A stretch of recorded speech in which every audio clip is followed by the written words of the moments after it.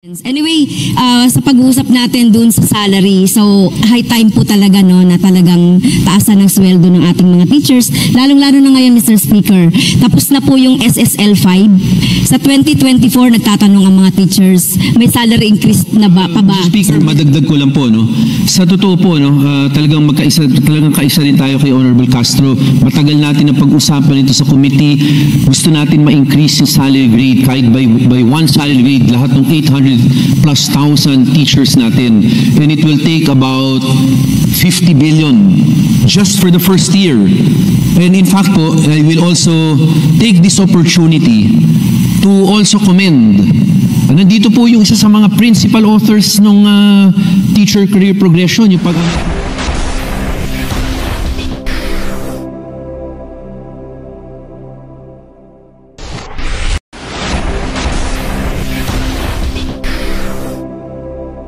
Anyway, sa pag-uusap natin dun sa salary, so high time po talaga no na talagang taasan ng sweldo ng ating mga teachers, lalong-lalo na ngayon Mr. Speaker. Tapos na po yung SSL 5. Sa 2024 nagtatanong ang mga teachers, may salary increase na ba pa ba sa 2024? So wala pa po. So yun yung ating dagdag ko na lang Mr. Speaker nung tungkol doon sa mga teachers na nagtuturo ng hindi naman nila specialization. Isa rin yun sa mga problema na dapat tingnan. At yun pa, Mr. Speaker, marami pa po sana akong tatanong, pero basahin ko muna yung EDCOM report. At alam ko naman, we are one with the chairman of the basic education on how to improve our educational system talaga. At talagang ang priority natin, bata, estudyante, at lahat ng mga stakeholders. Kaya, yun na lang po, Mr. Speaker, and thank you po. Mr. Speaker, madagdag ko lang po no. Sa totoo po no, talagang kaisa rin tayo kay Honorable Castro. Matagal natin na pag-usapan ito sa committee.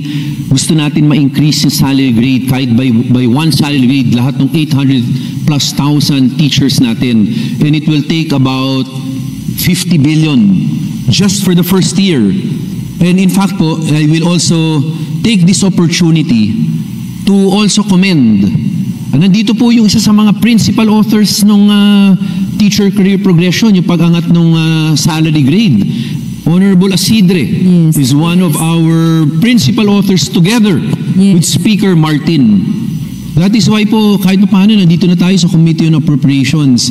Sana po magtuloy-tuloy. First year pa lang ng implementation po, ganun kalaki ang gusto nating ilaan para sa improvement ng salary grade na to. And if you recall, Honorable Castro, di ba sa teacher career progression nga natin, question rin natin, pinapatanggal natin yung mga tingin natin na napaka-subjective na mga kondisyon para ma-promote ang isang teacher. Katulad ng pagkuha ng kung ano-anong degree. Nang sabi sa atin ng iba, online na nga nakukuha yun eh. So wala naman direct relation po yun sa talagang kaalaman ng isang guro.